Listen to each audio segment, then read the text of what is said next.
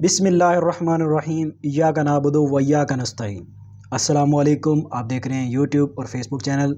मैं हूं हसन रियाज। आज चार बड़ी इंपॉर्टेंट ख़बरें हैं जिनके ऊपर बात करना बहुत ज़रूरी है और जो कि आज की हैं।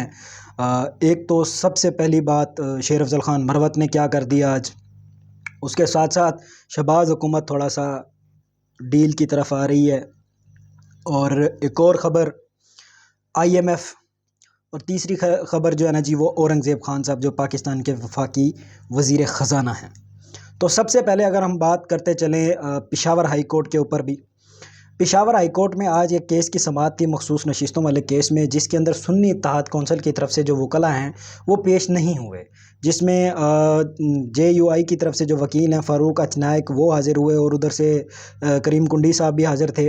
तो उन्होंने इस केस में आज समाअत हुई तो उनका कहना था कि जब सुन्नी इत्तेहाद कौंसिल ने ये रिक्वेस्ट ही नहीं डाली है कि हमें मखसूस नशिस्तें दी जाएँ, तो फिर उनको नशिस्तें क्यों दी जाएँ। उन्होंने कहा जी, अगर उन्होंने रिक्वेस्ट नहीं डाली है तो इनका क्या मतलब है उनकी नशिस्तें दूसरी पार्टीज़ को ज़बरदस्ती दे दी जाएंगी। उनका कहना था नहीं जी, इन्होंने ट्रेन मिस कर दिया। अब मौलाना फजलुर रहमान जो हैं वो सेनेट के इलेक्शन के अंदर जो पीपल्स पार्टी के जो उम्मीदवार हैं जनाब यूसुफ रज़ा गिलानी साहब, वो उसकी हिमायत का ऐलान करने जा रहे हैं जी, पीपल्स पार्टी का। अब मौलाना फजलुर रहमान और पीपल्स पार्टी और नून लीग के दरमियान जो बर्फ़ है वो भी पिघलना शुरू हो गई है और वो सेनेट में उनको सपोर्ट करने जा रही हैं।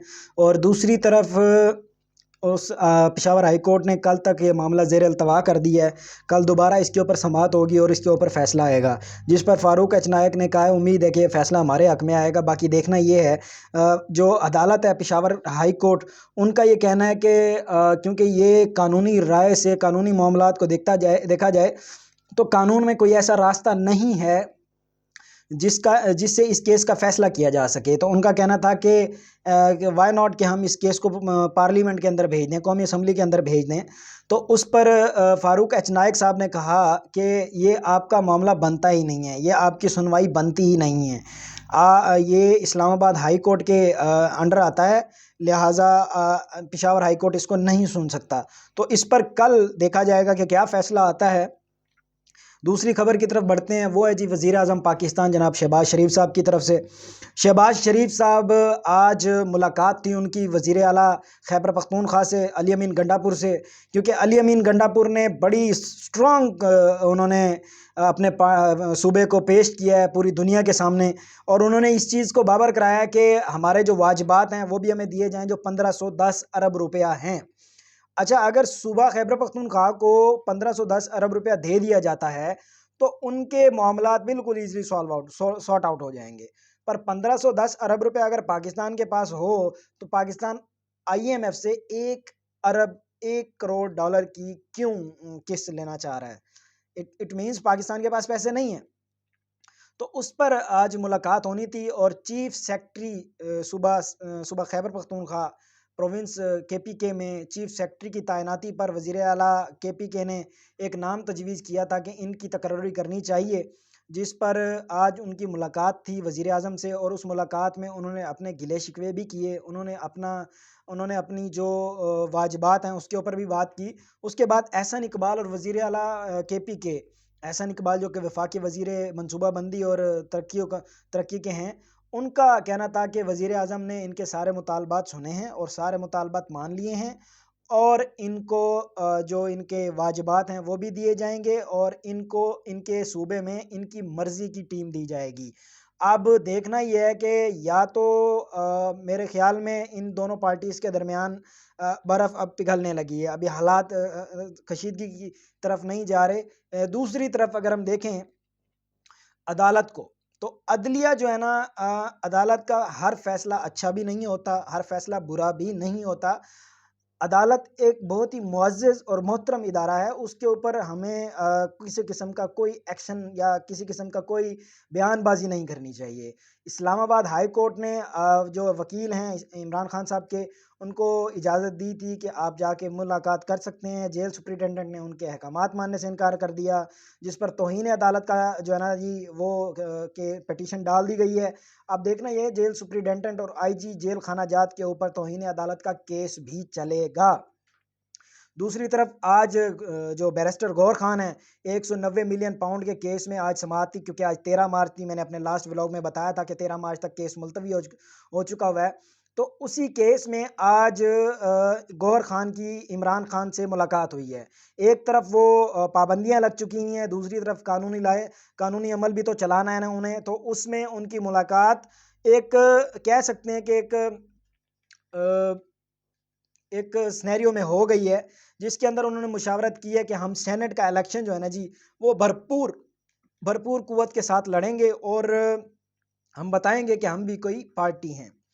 तो ये तो रही यहाँ तक बात। दूसरी तरफ जो इमरान खान साहब के केसेस हैं, उनके ऊपर भी अभी कल उसके ऊपर समाअत होनी है। कल उसको देखा जाएगा कि क्या फ़ैसले आते हैं इस्लामाबाद हाई कोर्ट की तरफ से।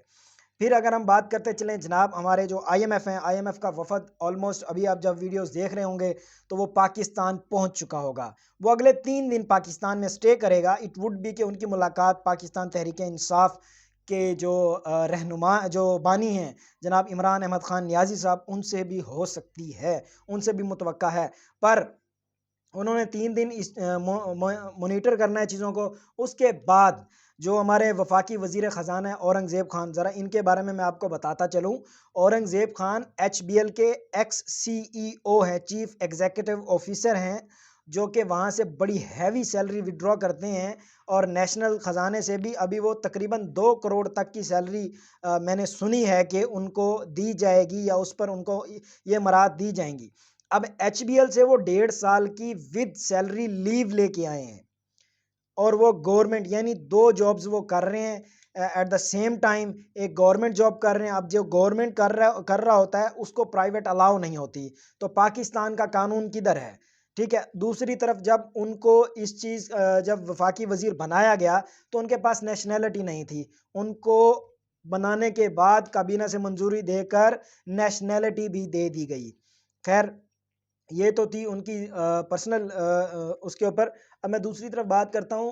आईएमएफ से उनका कहना था जी $7.5 अरब का हम मुआहिदा करने जा रहे हैं और इंशाअल्लाह हमारा क्रेडिट स्कोर बड़ा अच्छा होगा। और उनका ये भी कहना है कि जो थोक की दुकानें हैं, जो भी जो परचून फरोश हैं और बाकी भी जितनी भी शॉप्स हैं, इन सब के ऊपर टैक्स आयद होगा और इनको टैक्स नेट में लेके आएंगे, इनसे टैक्स वसूल किया जाएगा। ये वही बात आ गई है जो मैं पिछले 1 साल 1.5 साल से पिटता था, बोलता था, अपनी वीडियोस में कहता था कि पाकिस्तान जिस दिन ये चीज़ सीख जाएगा कि हमने किस जगह टैक्स इम्प्लीमेशन करनी है। यानी देखें, टैक्स जो होते हैं वो बिलों के ऊपर नहीं लगते होते। टैक्स जो होते हैं वो इन इन ज़रूरी चीज़ों के ऊपर नहीं लगते। टैक्स लगते हैं बिजनेसमैन लोगों को, टैक्स लगते हैं कारोबारी हजरात को, जो जो जिनकी हड्डी बर्दाश्त करती हो। तो अब एक एजुकेटेड बंदा आया है वफाकी वजीर ख़जाना, तो उसने एक अच्छा इकदाम लिया है और जिसमें तमाम दुकान फरोश और सबसे बड़ी बात, ज़राई ज़मीन पर भी जी टैक्स लगा दिया जाएगा जी। और रियल स्टेट पर भी टैक्स लगाया जाएगा, जिस पर शबर जैदी साहब का कहना था कि रियल स्टेट को फ्री ऑफ टैक्स कर देना चाहिए और लोगों को कहना चाहिए कि फ्री एंड फेयर है आपके लिए, बस आपने जो भी करना है बाय बुक करना है। यानी everything will be written, everything will be in the law of Pakistan. आपने किसी भी किस्म की हिडन ट्रांजैक्शंस नहीं कर रही। ये शबर जैदी साहब ने कहा था। अब औरंगज़ेब खान साहब जो है ना जी, रियल स्टेट को और स्ट्रिक्ट करने जा रहे हैं। रियल स्टेट का काम और बैठ जाएगा, जिससे काफ़ी लोगों का रोज़गार डिस्टर्ब हो सकता है। और ज़राई ज़मीन के ऊपर हम खाद पर अच्छी सब्सिडी दे नहीं रहे, खाद हम आवाम को दे नहीं रहे, किसान भूखा मर रहा है। किसान की अभी फसल तैयार हो चुकी हुई है, उसकी प्राइस हम नीचे गिरा देंगे और किसान का कत्ल हो जाता है। जब उसकी प्राइस नीचे गिरा दी जाती है तो किसान का कत्ल हो जाता है। इसका एक सिंपल सादा प्रोसीजर होना चाहिए। एक आप इंटरनेशनल लेवल पे पोर्टल बनाएं जिसमें हर किस्म के किसान को रजिस्टर्ड करें, उसकी इन्वेस्टमेंट रजिस्टर्ड करें, उसकी इनकम रजिस्टर्ड करें। आपको फिर पता लगेगा कि आपका किसान किस चीज़ की तरफ जा रहा है। काफ़ी सारी चीज़ें हैं जिनके ऊपर गौर होने वाला है। अभी देखते हैं कि आगे क्या होने वाला है। अभी तक के लिए इतना ही। Thank you very much. Allah हाफ़िज़।